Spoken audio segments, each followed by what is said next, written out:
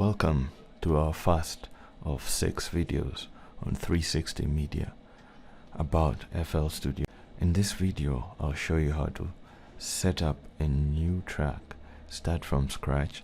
We're going to set up the project. After using FL Studio for more than 10 years, I've learned an efficient way of making a beat by setting up the project starting from the end. Why do we start from the end? To save time. So I'm going to show you a new way of setting up a beat. This is my way. Everyone has their own way, but try this. It will be much faster. First of all, when you start FL Studio, go to New, set up a new blank project. When you open a new project in FL Studio, it will look like this.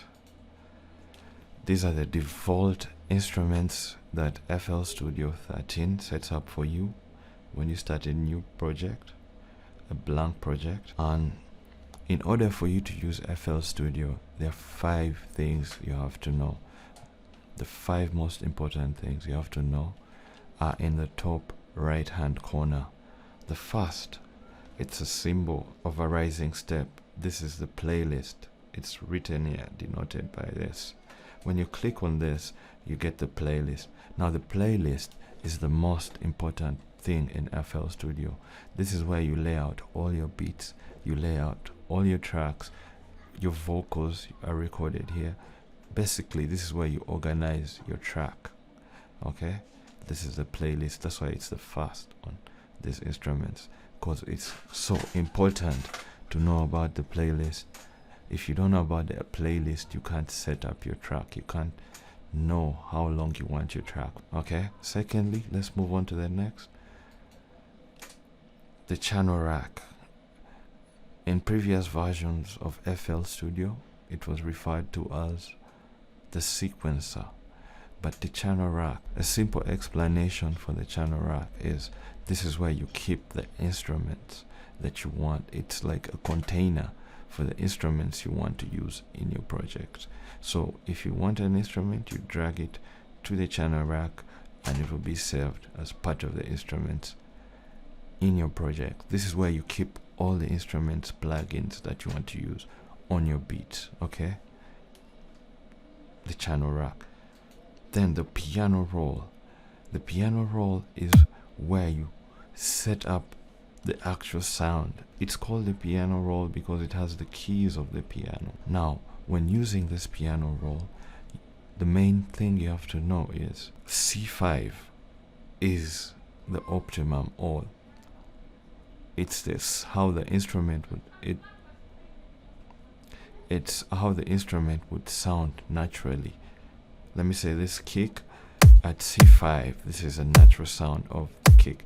The higher you go on the piano roll, the higher the pitch goes, and the lower you go below C5, the deeper the pitch becomes. So we're going to be making this beat without a MIDI keyboard. So those of you who don't have MIDI keyboards, you don't need to worry, you won't be needing them. Then let's move on to the next. The next one is the browser. The browser is where all the instruments that ship with FL Studio stay. It's where all the plugins stay. If you want any instruments, you come to the browser, you come to the packs, you listen to the instruments that you want. All the instruments live in the browser, and there's so many that a quick way, a short way of browsing through the instruments is use the down arrow on your keyboard to scroll through the instruments on your browser. To repeat a sound that you like, press the forward key on the directions on your keyboard, and you continue scrolling. If you find an instrument that you like, you move, you drag it, you hold down the button on the right, you hold down the right button on your mouse and drag it to the channel rack. Then let's move on. The last thing you have to know is the mixer. The mixer is where it's The mixer is where you add plugins to channels. It has the master and channels. You can send each individual instrument to the mixer where you add a plugin to it. Okay?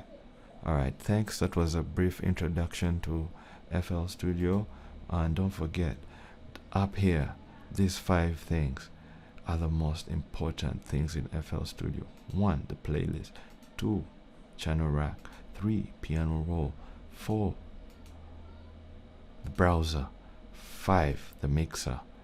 Once you learn and master these 4 parts, you will have mastered FL Studio.